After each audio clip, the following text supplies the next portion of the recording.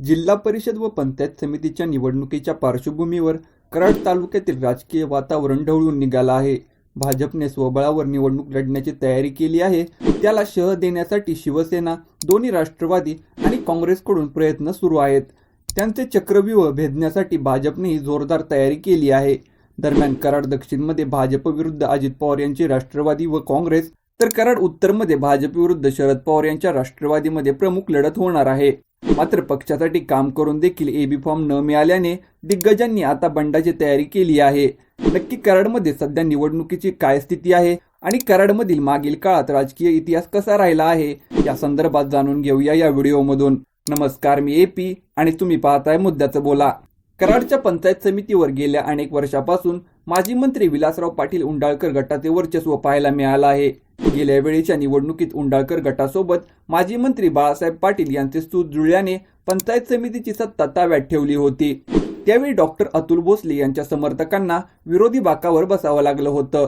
मात्र जिल्हा बँकेच्या निवडणुकीवेळी उमेदवारीवरून माजी मंत्री बाळासाहेब पाटील व उदयसिंह पाटील उंडाळकर यांच्यात दुरावा आला.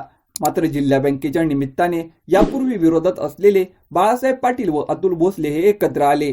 त्यानंतर झालेल्या बाजार समितीच्या निवडणुकीत देखील तेच समीकरण पाहायला मिळालं.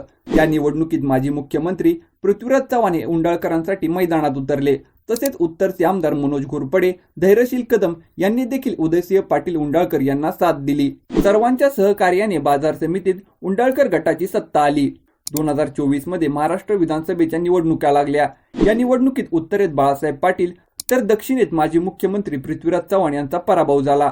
या निवडणुकीनंतर उत्तरेत उदयसिंह पाटील उंडाळकर यांचे किंगमेकर म्हणून बॅनर लागले. जिल्हा बँकेच्या निवडणुकीचा बदला उंडाळकरांनी या निवडणुकीत घेतल्याची चर्चा झाली. त्यानंतर ॲडव्होकेट उदयसिंह पाटील उंडाळकर यांनी काँग्रेस सोडून अजित पवार यांच्या राष्ट्रवादीत प्रवेश केला. तर सह्याद्री साखर कारखान्याच्या निवडणुकीत आमदार मनोज घोरपडे, धैर्यशील कदम, रामकृष्ण वेताळ हे भाजपचे नेते उतरून देखील माजी मंत्री बाळासाहेब पाटील यांनी कारखान्याची सत्ता ताब्यात घेतली. त्यामुळे बाळासाहेब पाटील यांचा गट देखील आता चार्ज झाला आहे. नुकत्याच झालेल्या कराड पालिकेच्या निवडणुकीत माजी मंत्री बाळासाहेब पाटील यांनी भाजपची फारकत घेत एकनाथ शिंदे यांच्या शिवसेनेचे नेते राजेंद्र यादव यांच्याशी जुळवून घेत पालिकेत सत्ता आणली. त्यामुळे तालुक्यातील त्या समीकरणाचे पडसाद देखील जिल्हा परिषद व पंचायत समितीच्या निवडणुकीत उमटणार आहेत, यात काही शंका नाही. तालुक्यात सध्या सर्वच नेत्यांचे गट हे सक्रिय आहेत. त्यामुळे जिल्हा परिषद व पंचायत समितीवर वर्चस्वासाठी सर्वच नेत्यांनी ताकद लावली आहे. जिल्हा परिषद पंचायत समितीच्या निवडणुकीत भाजप स्वतंत्र लढण्याच्या तयारीत आहे. त्यामुळे भाजपला घेरण्यासाठी शिवसेना, दोन्ही राष्ट्रवादी आणि काँग्रेसचे प्रयत्न सुरू आहेत. निवडून येणारा उमेदवार असावा या अटीवर नेत्यांनी सध्या तगड्या उमेदवारांना निवडणुकीच्या रिंगणात उतरवलं आहे. तरीही कोपर्डे, तांबवे, कारवे, मसूर यासह अन्य गट व गणातील दिग्गज नेत्यांना एबी फॉर्म न मिळाल्याने त्यांनी अपक्ष लढण्याचा निर्णय घेतला आहे. त्यामुळे सर्व राजकीय पक्षांच्या अधिकृत उमेदवारांसाठी ही डोकेदुखी ठरू शकते.